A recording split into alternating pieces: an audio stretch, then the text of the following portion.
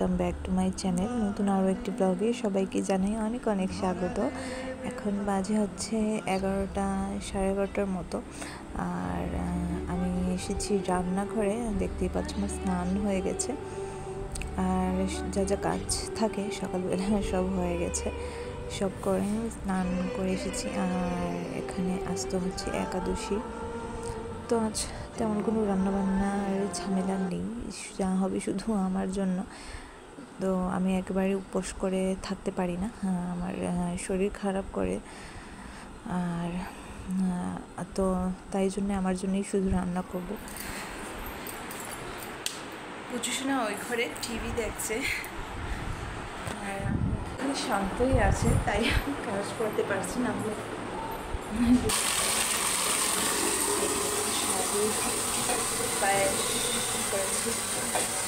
উঠে গিয়েছিল, আর এটার মধ্যে আলু যেটা রয়েছে ওটাও দেখালাম।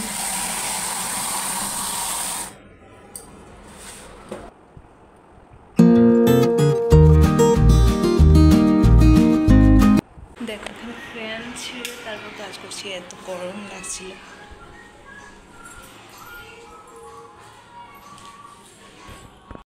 আর এখানে বড় এসে গিয়েছিল, গীতা পাঠ করছিল, আমি একটুখানি এসে বসলাম, শুনছিলাম।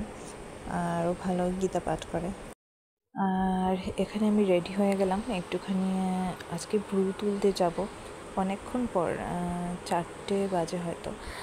আর খুব গরম লাগছিল, ইচ্ছে করছিল না শাড়ি পরি, কিন্তু আমার কাছে এখন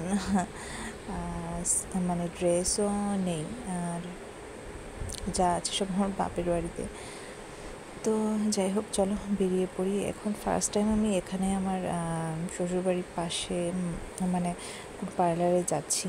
এতদিন 1 বছর হলো বিয়ে, 1.5 বছর হলো বিয়ে হয়েছে, সরি। তো এতদিন এখানে কোনো পার্লারে গিয়ে আমি ব্রু প্লাক করিনি। আমাদের বাসার ওখানে ব্রু তুলেছি গিয়ে, মানে যতবার বাপের বাড়ি গেছি ওখানে গিয়েই ব্রু তুলে এসেছি। আর না হয় নিজে নিজেই করেছি, আমি ব্রু নিজেও তুলতে পারি। কিন্তু এখন আসলে কোনো অকেশন থাকলে বাইরে গিয়ে ব্রু প্লাক করাটাই ভালো আমার মনে হয়। তো চলো, আর এখন বাইরেটা মনে হয় ফার্স্ট টাইম তোমাদের সাথে শেয়ার করছি এভাবে। তো দেখো এখন আমার ব্রু তোলা হয়ে গেছে, এখন বাসার দিকে রওনা হলাম। পাশেই জাস্ট 10 মিনিটের রাস্তা, একদম পাশেই পার্লারটা। আমি আসলে জানতাম না, জিজ্ঞেস করে করে গিয়েছিলাম। বাসা থেকে তো সেরকমভাবে বের হইনি, আর বের হলেও দুটো রাস্তা আছে, ওই দিকটায় আমরা সবসময় যাতায়াত করতাম, এদিকটায় তেমন একটা যাওয়া আসা হতো না, তাই আর কি জানতাম না। তো আজকে জেনে গেলাম, তো এখন আর কোনো অসুবিধা হবে না। আর আমার বিয়ের আগে সবসময় আমি মায়ের সাথেই কোথাও গেলে মায়ের সাথেই যেতাম। সবসময় মা মানে আমার বেস্ট ফ্রেন্ডদের সাথে, বান্ধবীদের সাথে ঘোরাঘুরি করতাম অবশ্যই, কিন্তু মার কথাই আলাদা। কোথাও শপিং করতে গেলে মার সাথেই বেশি যাওয়া হতো। তো এখন কথা বলতে বলতে চলে এলাম ঘরে, 2nd ফ্লোরে আমাদের ফ্ল্যাট। আমি শুধু ভাবছি আমার মেয়ের কথাও কি করছে। যখন গিয়েছিলাম তখন ওকে ঘুম পাড়িয়ে গিয়েছিলাম, ও মাসি তো আছে পাশে, তারপরও উঠলে কান্নাকাটি করলে তো আর ও সামলাতে পারবে না। এসে আস্তে করে দরজাটা বন্ধ করে ওদিকে দেখলাম উকি দিয়ে মেয়ে উঠে গেছে, খেলছে ও। তো আমি গিয়ে শাড়িটা চেঞ্জ করে তারপর যাব, যা গরম লাগছে। আর হেঁটে হেঁটে গিয়েছি, তো পাশেই ছিল, তাই আর হেঁটেই গিয়েছি। আর এসে হাঁপিয়ে গেছি একদম, যা গরম পড়েছে আজকে। আমি শিওর রাত্রে আজকে বৃষ্টি হবে। দেখে গেছি ওর মাসির কাছে, চলে এলাম। ব্রুটা তুলেছি জাস্ট, আর কিছু না।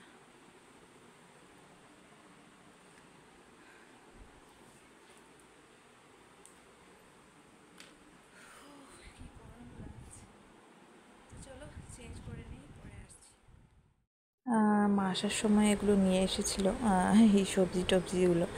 তো রান্না করছে মা, আসলে আমার শুধু খাওয়াই হয়, মার কাছে থাকলেও খাওয়া হয়, আর মা আমার বাসায় আসলেও আমার শুধু খাওয়াই হয়, সারাদিন শুধু খেতেই থাকি। তো আজ যেহেতু একাদশী, তাই সবজি রান্না করছিল, এগুলো সব মাই এনেছে আসার সময়। ঘরে ছিল তাও মাকে আর কে বুঝাবে, তো নিয়ে আসতেই হয় ওনাকে কিছু না কিছু। তো চলো খাওয়া দাওয়া করি, তোমরা দেখতে থাকো। আর এখন আমি ভয়েস ওভার দিচ্ছি, অনেকটা রাত, এখন পুজোশোনা ঘুমাচ্ছে, রাত 1-1:30টার মতো বাজে।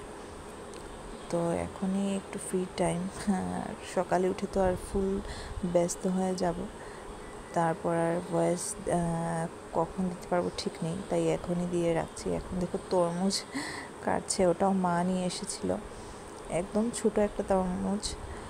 তো একটুখানি ফ্রিজে রাখি খেলে ভালোই লাগতো, কিন্তু না, আমি তো খেতে পারবো না, আমার আবার গলা ব্যথা করবে। এই যে দেখো হয়ে গেছে একাদশীর স্পেশাল খাবার, সবজি, পটলের বড়া। তো এখন দেখো অনেকটা রাত, প্রায় 10টা। পুচকুসোনার ঠাম্মির সাথে খেলাধুলা, পুচকুসোনার ঠাম্মিকে দেখলেই এক গাল মিষ্টি করে হেসে দেয়, ঠাম্মিকে এত ভালোবাসে। এখন 11:30টার মতন বাজে, আর দেখো কি বাতাস দিচ্ছে, জানালাটা একটুখানি খোলাই রেখেছিলাম, হাওয়া দিচ্ছিল, ঘরটা ঠান্ডা হয়ে গেছে একদম। আর দেখো জানালার মধ্যে বৃষ্টির ফোঁটা এসে লাগছে, আর ঘরের ভেতরেও মানে বালিশ টালিশ ভিজে গেছে বৃষ্টি। এখন আর রান্না বান্না খাওয়া দাওয়া কিছুই নেই, আজকের মতো ব্লগটা এখানেই শেষ করছি। Tata, good night.